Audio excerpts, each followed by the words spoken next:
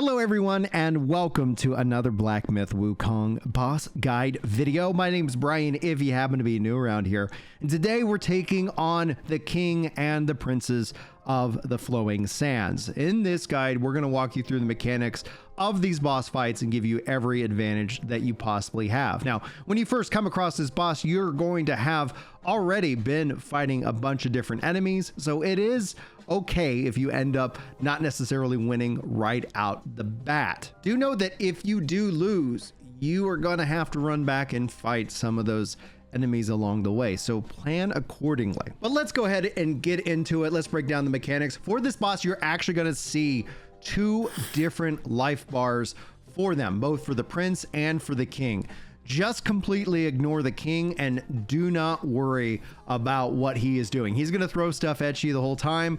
Just ignore it and focus in on the prince. Now, I want you to pay attention to his windup where he swings his weapon and then does a giant leap and smash. He's going to follow this up with another AoE damage. And if you can stick to his rear, it's going to give the added advantages. He's got thrusting. He's got, yeah, this just sounds dirty. He's got the ability to smash you. And this would be a really good opportunity to freeze him in his tracks and put out a little bit of extra damage. Pay attention to where he swings and puts the weapon and try to keep him as off balance as you can. Now, with this weapon being as heavy as it is, you will have the ability to see his telegraphs a little bit. This would be a really good time to switch into your Firewolf form and be able to put out additional damage and catch his garments on fire. Now he's going to get some distance between you.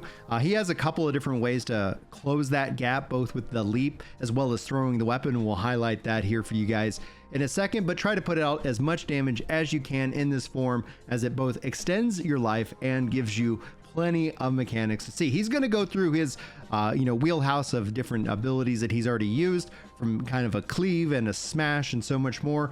He will again swing that weapon over his head and leap to where you are, get out of the way, and he'll follow it up again with that big AoE, which you can dodge if you time it correctly. His other move is he will swing and throw his giant weapon and follow it up with a big ground smash. So just keep an eye out to his location on that and dodge as best as you can. Now, as you wear him down, your freeze should be off a cooldown. Continue to put out that damage, keeping him on his heels and moving around the battlefield, and you will take home the victory. Now, after the fight, there is going to be a short cutscene, and you're going to have the ability to go and rest, because this battle with the king is not over. You will continue to pursue the king through a cavern, and eventually you'll get to another cutscene in which the king summons his son, the first prince of Flowing Sands.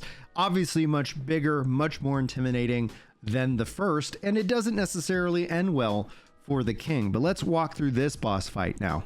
Now, the prince is going to be walking around down on the ground, kind of listening for anything that is coming his way. You can just jump down, and he's going to first do a big old smash at you. You can easily dodge that as long as you're paying attention. He also has his tail swipe, so watch as he kind of wiggles his tail, and his arm smash, so he will be able to attack you from the sides. He will do a charge and dash at you. If you freeze him like I did, when he gets unfrozen, he will continue that dash. So please be sure to get out of the way of that.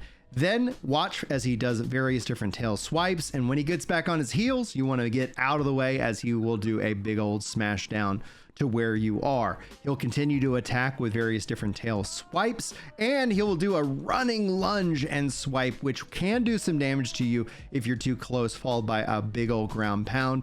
Keep the distance, keep your dodging up, and continue to try and attack him. The safest perhaps spot is usually on the side, as you can see those windups, but be paying attention with those smashes, because they do put out a lot of damage.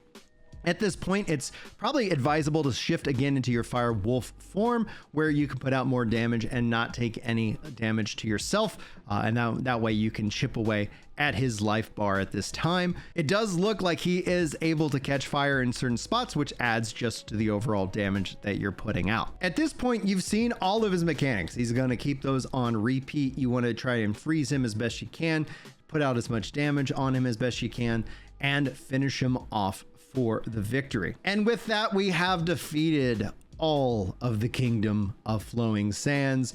both the princes and the king himself, who was defeated by his own son. So congratulations for that. Anyway, guys, I hope you enjoyed this video. Be sure to keep it locked here to the channel for more guides, news, and all the good stuff when it comes to action, RPG, Souls-like, and more. Appreciate you guys. Thank you so much. Hopefully, I will see you in the next video, and a special thank you to all of my channel members out there in the world, keeping the lights on here at Ginger Prime. Anyway, guys, thanks for watching. Hopefully, I'll see you next time. But until then, take care.